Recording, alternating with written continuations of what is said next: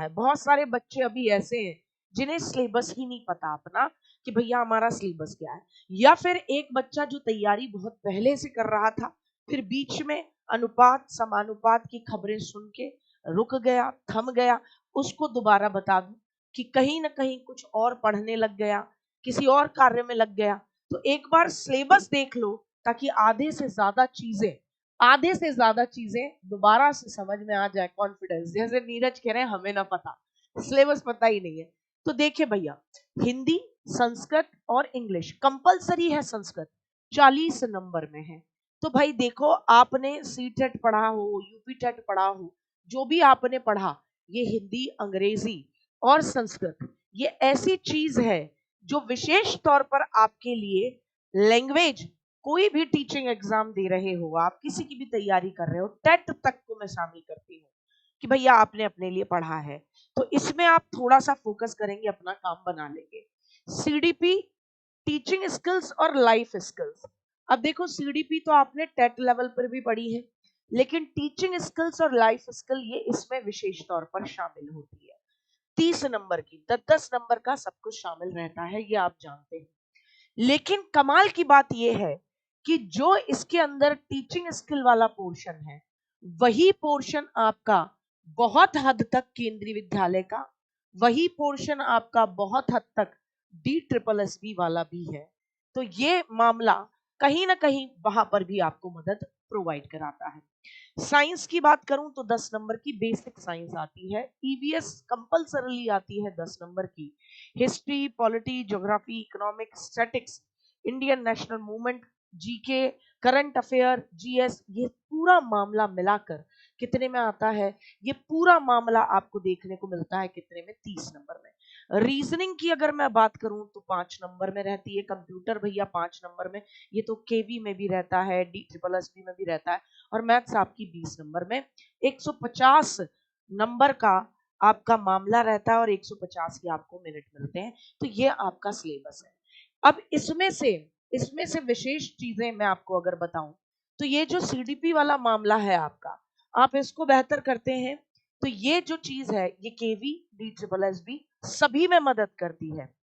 आप ये अपना जो पोर्शन है 30 नंबर का, जो GK, GS, Indian national movement, static GK, ये अगर करते हैं तो ये बीपीएससी में भी मदद करता है, ये आपका केंद्रीय विद्यालय में भी मदद करता है, ये आपका DSSB में भी मदद करता है। तो तमाम में मदद करता है आपकी।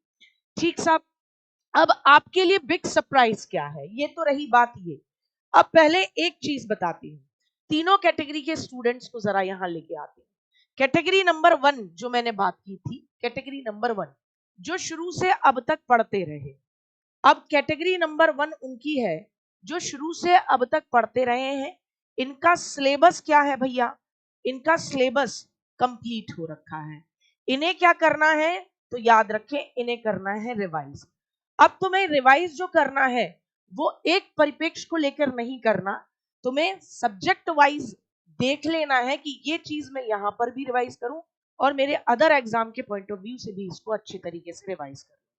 तो आप अपनी क्या अप टू डेट, या कह सकते हो कि साथ के साथ पैरेलल रिवीजन वाले पैटर्न पे चलोगे आप। ठीक साहब, अब कैटेगरी नंबर 2 उन बच्चों की है जिन्हें सिलेबस ही नहीं पता, जो अब से तैयारी करेंगे, बिल्कुल न्यू तैयारी। अब भैया जो नई तैयारी कर रहा है उसको सिलेबस तो मैंने बता दिया, लेकिन उसका सिलेबस कंप्लीट नहीं है, उसकी तैयारी भी नहीं है, तो वो क्या करे? तो भैया देखो, सबसे इंपॉर्टेंट बात, आपको पूरा का पूरा बेहतरीन हैंड रिटन नोट्स मिल रहे हैं। क्या मिल रहे हैं? Free hand written notes provide करा रही हूं, सीडीपी के, लाइफ स्किल्स के, टीचिंग स्किल्स के। क्या प्रोवाइड करा रही हूं? Free hand written notes provide करा रही हूं आप लोगों को, फ्री फ्री फ्री। अगर आप पढ़ना चाहें तो आसानी से इसे आप रिवाइज कर सकते हैं। कहां मिलेंगे? कोर्स में जाएंगे, वहां पर फ्री कोर्स में, फ्री पीडीएफ में ऊपर ही ऊपर UP TET and super TET full notes यहां पर आपको मिल जाएगा। सॉरी, माफी चाहूंगी, फ्री कहने लगे दीदी दिख नहीं रहा, तो फ्री पीडीएफ वाले में जाकर वहां UP TET and super TET full notes, UP TET के भी सुपर टेट के भी सब सब्जेक्ट के full notes hand written free मिलेंगे। क्या मिलेंगे? फ्री मिलेंगे। तो कैटेगरी नंबर 2 वाले बच्चे के लिए ये चीज तो क्लियर हो गई कि भैया सिलेबस मैंने बता दिया और उसको क्या बोलते हैं, कंटेंट मिल गया, कंटेंट पढ़ना जो है, कंटेंट भी उसको प्रोवाइड हो गया, कंटेंट उसको मिल गया। अब उसको क्या करना है? अब उसको ये करना है, लगातार अपना पढ़ना है, पढ़े और क्या करे, एंड रिवाइज करे। अब इसी में कैटेगरी 3 है, जो बीच में छोड़ के भाग गया था, उसको होश ही नहीं है कि अब मुझे अपनी तैयारी पुनः शुरू कर देनी होगी। उसे ये होश ही नहीं है कि अब मुझे अपनी तैयारी पुनः शुरू करनी है, क्योंकि यही चीजें, यही सिलेबस मेरा ऐसा है जो केवी में भी है, यही सिलेबस मेरा ऐसा है जो DSSB में भी है। तो अब मैं अपनी तैयारी इस लिहाज से करना तो शुरू करूं कि मैं जैसे केंद्रीय विद्यालय आए या DSSB आए या सुपर टेट आए तो मुझ पे प्रेशर ना हो अपनी रिवीजन का। तो मैं क्या करूं भैया? तो क्या करना है आपको? कंटेंट आपको मिल जा रहा है, अपने पास संभाल के रखो, पढ़ना शुरू कर दो। और YouTube पर क्या जी, YT पर फ्री, YT पर फ्री, फ्री फ्री मतलब फ्री ऑफ कॉस्ट आपके लिए जो सिलेबस लेंदी है और सबसे ज्यादा डिटेल में सिलेबस है, वो भैया आपका ना CDP लाइफ स्किल और टीचिंग स्किल का है। CDP plus life skill plus आपका किसका, टीचिंग स्किल का है। तो ये जो आपका CDP plus LS plus TS का जो 30 नंबर का सिलेबस है, इसका YouTube पर free of cost revision classes along with question answer मैं शुरू करूंगी 15 तारीख से।